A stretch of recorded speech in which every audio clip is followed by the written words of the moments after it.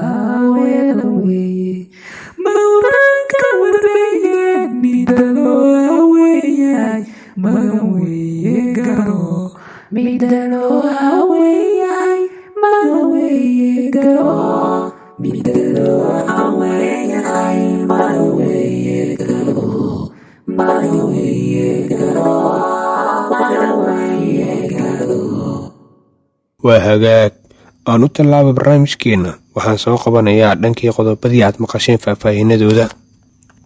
madaxtooyada Soomaaliya ayaa ka hortimid in la gowraco maleeshiyada kooxda Al-Shabaab ama la beegsaday qoysaskooda kadib markii falal noocaasi dhawaan ka dhaceen gobolka Hiiraan. maleeshiyada macawisleyda ayaa dagaal ka dhacay gobolka Hiiraan 17 Sebtembar waxay ku dileen 45 maleeshiyad ka tirsan Al-Shabaab kuwaas 3 kamid ay gowraceen. sidoo kale gudoomiyaha gobolka Hiiraan Cali Jiite Cusmaan ayaa 16 bishan waxa macawisleyda ku amray inay dilaan xaasaskii carruurta Al-Shabaab isagoo sidoo kale lacag abaalmarin dul dhigay madaxda saraakiisha Al-Shabaab. Cali Jiite ayaa sheegay qofkii uu keenay madaxa Al-Shabaab uu siinayo lacag taasi uu ka dhabeeyay toddobaadkii tagay isla markaana uu lacagtii ugu horeysay siiyay dagaalyahan u keenay madaxa Al-Shabaab oo soo dilay.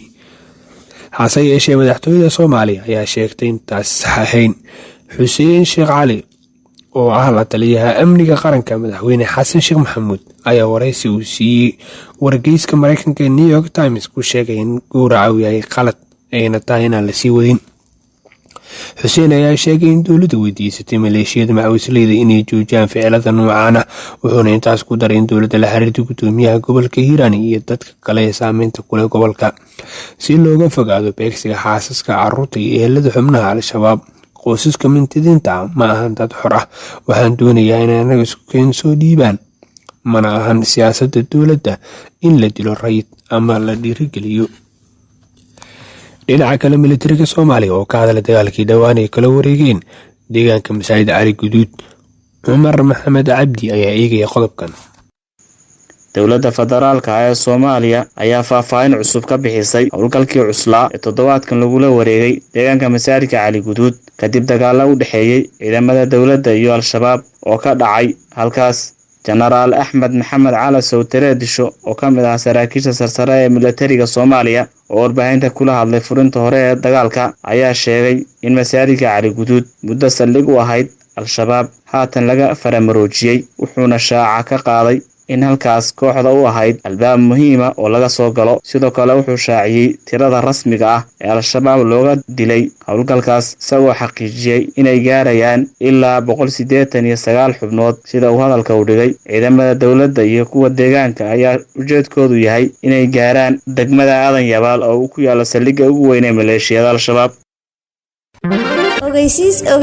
ogeysiis macadka barashada fogaandarsiyeedka iyo tababarada cilmiga saxaafadda ee Magan oo looga haray soo saarista jiilasha cusub ee u caaboon inay ka muuqdaan masraxa warbaahineed ee casriga ah ayaa mar kale la socodsiinaya bahweynta aad u danaysa mihnada saxaafadda in uu bilaabay qaadashada fasalo cusub oo ka faa'iideysan kara mihnada saxaafadda. macadkan ardadii ka aflaxay ayaa maanta u badan kuwa caan ka ah baraha bulshada iyo kuwa kale oo ka howlgala warbaahino maxalli ah oo ku kala yaal Soomaaliya iyo meelo ka baxsan iyagoo ku bartay hab cilmiyeed fogaan arag ah. adiguba waad ka faa'iideysan kartaa haddii ay riyadaadu ahayd in aad mar uu noqoto wariye qalinkiisa kaga caanamaalo afkaarihiisa tolmoon. haddaba wixii macluumaad ah waxaad kala soo xiriiri kartaa tirsiimaha lambar ee Somnet Eberlix 8234894 ama Hormuud Eberlix 12689 ama Somtel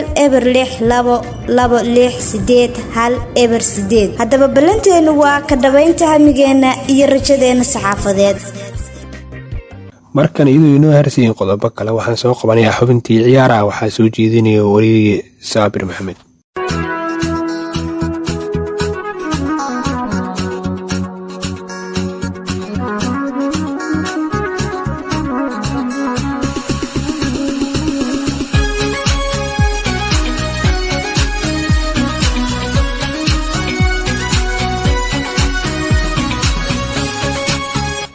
kusoo dhawaada xubinta ciyaaraha ee barnaamij kulan wareedka.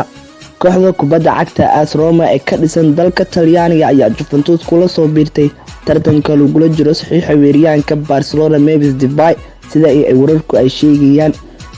weeraryahanka reer Holland ayaa kooxda reer Catalan kula soo biiray xagaagii 2021 wuxuuna ugu yimid qaab bilaash ah markii ay u dhamaaday heshiiska uu kula jiray naadiga Lyon. 13 gool oo uu dhaliyay 3 kulan oo uu saftay kooxda Barcelona xil ciyaareedkii hore, laakiin waxa uu hoos ugu dhacay xulashada safka hore ee garoonka Camp Nou waxaana ugu dambeeyay ciyaartoy weerarka sida Ousmane Dembele, Ferran Torres iyo Ansu Fati. Depay si weyn loo xiriirinayay inuu dhaqaaqo Juventus intii lagu jiray suuqii xagaagan iyagoo reer Catalan aysan deenin sidoo haatan warinayo wargeyska ka soo baxa Talyaaniga ee Calcio Mercato. kooxdu uu hogaamiyo macallin Jose Mourinho ayaa hadda tartanka Depay kula soo biirtay naadiga ku xifaaltamaan horyaalka Serie A ee Juventus. dhinaca kale kooxda kubadda cagta Manchester City ayaa lagu soo warinayaa in ay cabsi ka qabto ciyaaryahankeeda qadka dhexe Ilkay Gundogan inuu si bilaash ah ugu tago markii uu qandaraaskiisa kooxda u dhamaado xagaagan soo aadan. 32 sano jirkaan ayaa 6 sano iyo barkii ugu dambeeyay ku qaatay garoonka Etihad waxaana loo doortay kabtanka cusub ee kooxda bilowgii xil ciyaareedkan kadib markii uu naadiga Sky Blue ka tagay Ronaldinho. Gundogan ayaa wili boos joogto ah ka haysta kooxda koowaad ee macallin Pep Guardiola isagoo ku soo bilowday safka hore 12 mid kamid ah 15 kulan oo uu ciyaaray seasonka tartamada oo dhin xil ciyaareedkan. ugu dambeyntii kooxda kubadda cagta Tottenham Hotspur ayaa lagu soo waramayaa in ay wada hadlo heshiis kordhin ah la furatay Tobre Antonio Conte 33 jirkaan ayaa bishii November ee sanadkii hore shaqada kooxda ka bedelay macallin Nuno Espirito Santo wuxuuna ku guuleystay in Spurs dib ugu soo celiyo Champions League kadib markii uu ku dhameystay kaalinta afraad ee kala sareynta horyaalka Premier League ciyaareedkii hore. inkastoo qaab ciyaareedkiisii ugu dambeeyay ay su'aalo ka keeneen qaybo kamid ah taageerayaasha kooxda, haddana wargeyska Athletic ayaa ku waramaya in Spurs ay kala xajoonayaan Conte sidii uu qandaraas ugu kordhin lahaa. qandaraaska uu macalinka reer Talyaaniga haatan kula jiro Tottenham wuxuu u egyahay xagaagan soo aadan, laakiin Spurs ayaa rumaysan in ay fursad u haysato in heshiiskiisa ay kordhiso 12 bilood oo dheeri ah. wararku waxay intaa ku darayaan in Tottenham ay kalsooni buuxda ku qabto in Tobre Conte uu ogolaan doono heshiiska cusub ee ay kooxdu u soo bandhigayso.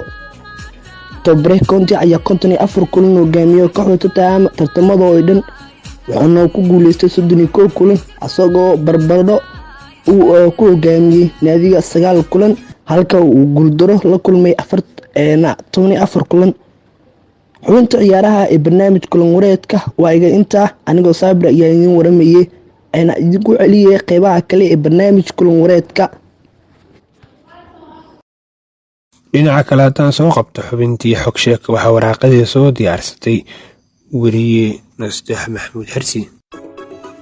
kusoo dhawaada xubinteenii xog sheeko maanta nii waramayso anigoo nasteex maxamuud xirsi ah.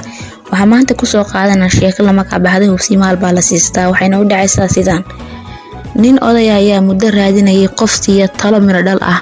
waxaa loo tilmaamay nin xigmad badan dadkana la talin jiray. ninkii xigmad badnaa wuu soo dhaweeyey, waxa uuna u marti sooray ninkii socotada ahaa.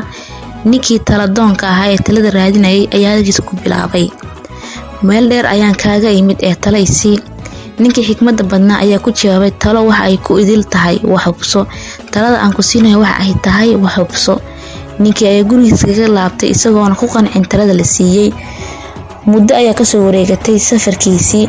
mar labaad ayuu sahan dheer baxay. markii uu sahankii kasoo laabtay ayuu habeen badh gurigiisii kusoo noqday. habeenkaas uu kusoo laabanayay guriga waxaa da-aya roob.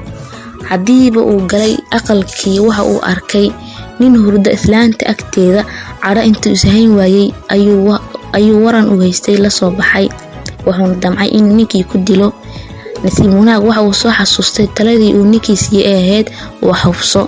islaantii ayuu inta uu toosiyey uu kiciyey ayaa uu weydiiyey. wuxuuna ku dhahay: yaa waay qofkan agtaada jiifa? waxay ugu jawaabtay: ninkaani waa walaalkay hebel oo socdaal ahaa oo ku jiray sahan. roob ayaa da-ayay, saas ayuu halkan u hurdaa. markii hore waxa uu hurday banaanka ama ardaaga ayaa uu jiifay. bal qiyaas haddii uusan hubsan lahayn maxaa ku dhici lahaa ninkaas eedigii ah. sheekadan waxaan ka baranay inay fiican tahay intaa waxna sameyn aana go-aan gaarin inaa hubsatid. halkaas ayaan ku hakinaynaa xubinteenii xog sheeko oo inii soo jeedinaysay anigoo aan nasteex maxamuud xirsi. hagaag markaan usoo laabto qodobadii ka harsana kulan wareedka radio magan anigoo axmed xasan guraha halkan idinka soo waramaya toddobaadkan. markaan aan aadno somalilan, madaxweynaha maamulka somalilan muuse biixi cabdi kulan la qaatay safiirada mareykanka iyo ingiriiska ayaa kala hadlay arrimo la xiriira deeqaha ay bixiyaan caalamka kaasoo lagu taageero magaca jamhuuriyadda federaalk soomaaliya. qodobkan waxaa sii dhammaystiraya weriye fuaad cusmaan. madaxweynaha somalilan muuse biixi cabdi ayaa kulan xasaasi ah oo dhanka fogaan arag ah la qaatay safiirka ingiriiska iyo kusimaha safiirka mareykanka. kulankaas ayaa waxa uu madaxweynaha somalilan uga dalbaday safiirada ingiriiska iyo mareykanka inaysan lacagaha taakulada caalamiga ah usoo marin dowlada federaalk soomaaliya, islamarkaana ay si toosa ugu soo shubaan somalilan. sidoo kale qoraal kasoo baxay madaxtooyada somalilan ayaa lagu yiri waxa uu madaxweynuhu si qoto dheer uga hadlay in taakulada caalamiga ah ee loogu talagalay somalilan aanay noqon mid loo soo mariyo cid kale ee lagu saleeyo qorshaha jamhuuriyadda somalilan. dalalka beesha caalamka oo iyagoo ka taxadaraya inay ku xadgudbaan madax banaanida dalkeena ayaa waxa badankooda deeqaha iyo mashaariicda horumarineed kusoo hagaajiyaan dowlada federaalka.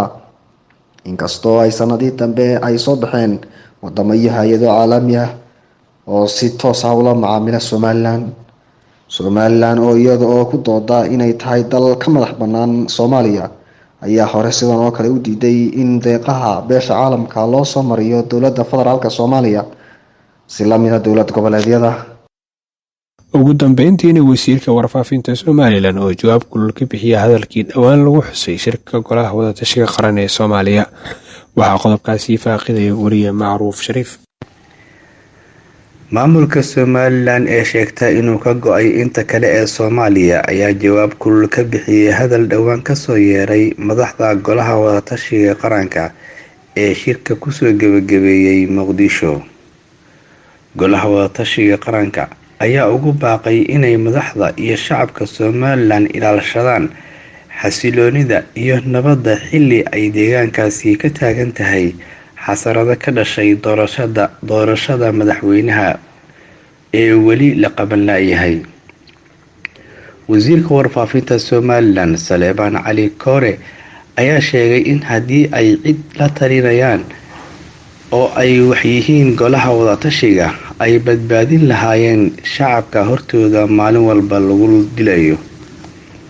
wasiirka ayaa intaasi ku daray in maalin kasta soomaaliya lagu dilo dad shacaba oo ay mas-uul ka yihiin golaha wadatashiga qaranka, loogana baahan yahay inay dadkooda u tashadaan oo ay ka badbaadiyaan cadowga dilaya.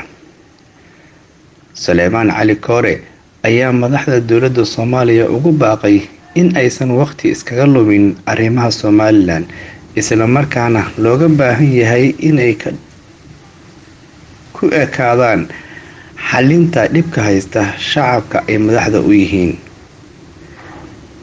Shacabka hortooda ugu dhimanaya sida ayaxa iyo kaneecada la buufiyay oo kale ayaa talo uga baahan ee Somaliland talo ugama baahna, ayuu wasiir Suleymaan Cali Koore oo qabtay shir jaraa'id ku yiri. Maamulka Somaliland ayaa inta badan falcelin adag ka bixiya marka ay soo gaarto fariimo dhankooda doodaha la xiriira arrimaha Somaliland. guud ahaan waxaan soo gaaray dhammaad kulan wareedka maanta. waxaa idinla socodsiinaya anigoo Axmed Xasan Guura. farsamada barnaamijka iyo isku duwaridkiisaba mahad ballanaha ka gaartay waxaa iga garab siiyey ustaadkeena qaaliga ah Ustaad Ismaaciil Ibraahim Xasan.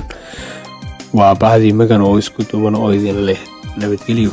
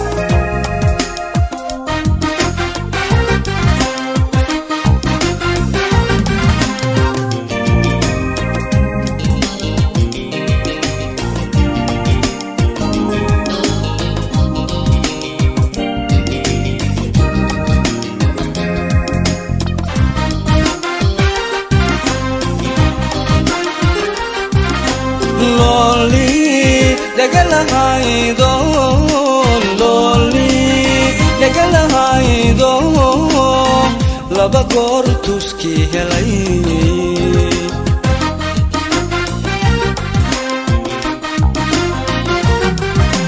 looli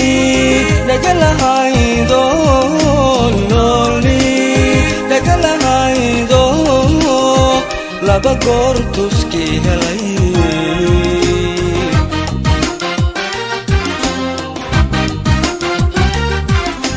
dulkolliqay xariidii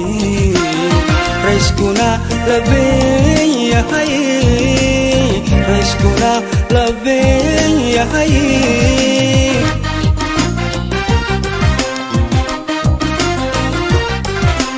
dulkolliqay xariidii rayskuna labeen yahay rayskuna labeen yahay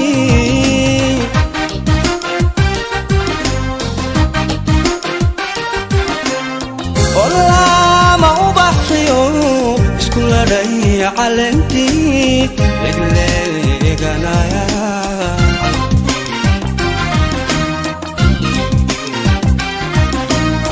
olama ubaxiyo isku ladhay calentii legleeganaya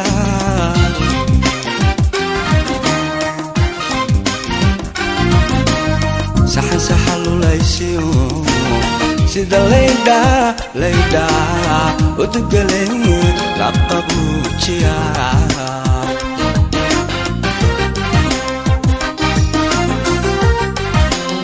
saxan saxalulaysiyo sida laydha udugale laqabuujiya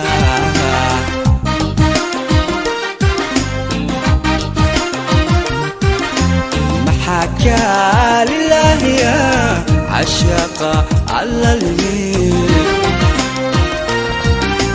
محكى لله يا عشاق على اليمين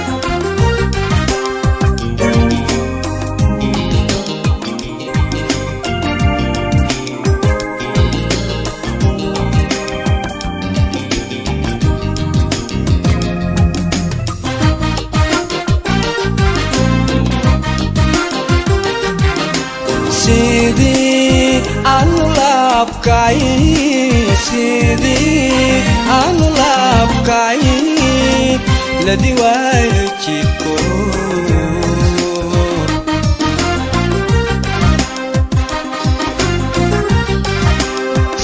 sidii aanu laabkay sidii aanu laabkay la diwaayo jidhko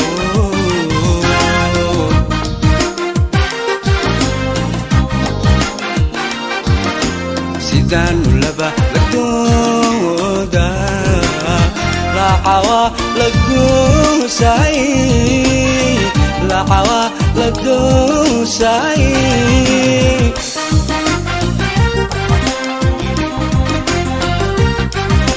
sidaan laba lagdooda lacawa lagoosay lacawa lagoosay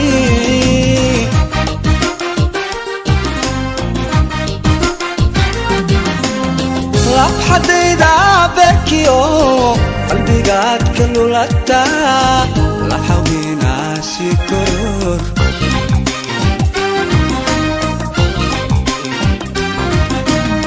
labxadayda bekiyo qalbigaad ka lulata la xawinaasi koror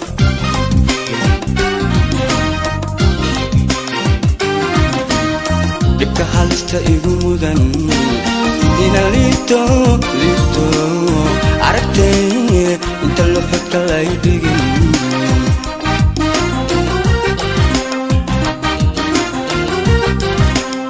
dhibka haliska igu mudan ina liito aragtay inta luxudka lay dhigin